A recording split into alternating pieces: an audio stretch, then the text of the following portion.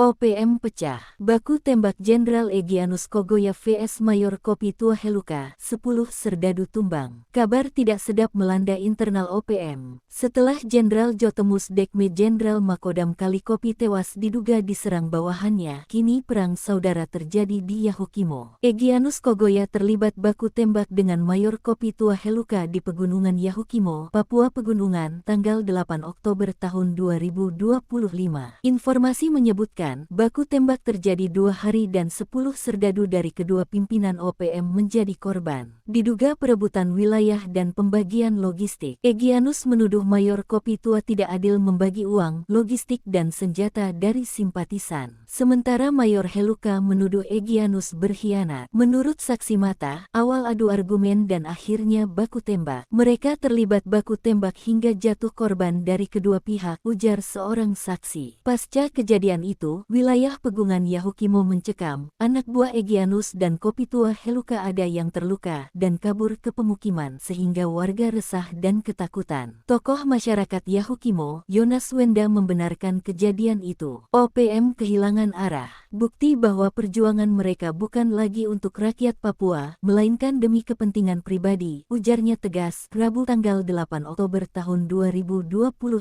Pendeta Markus Hikoa, tokoh agama Yahukimo mengecam keras, mengaku berjuang untuk kemerdekaan justru menumpahkan darah saudara sendiri. Tuhan tidak akan memberkati perjuangan yang diisi dengan kebencian dan pertikaian. Saatnya masyarakat Papua menjauh dari kelompok seperti ini, katanya. Yonas Wenda menambahkan, perjuangan telah melenceng menjadi ambisi pribadi dan perebutan kekuasaan. Papua tidak butuh perang saudara. Kami butuh kedamaian dan pembangunan, ujarnya. Diketahui, Jubir Sebi Sambom pernah menyatakan soal Egyanus yang kini dinonaktifkan dari TPNP BOPM dan menilai sudah tak lagi murni berjuang untuk Papua.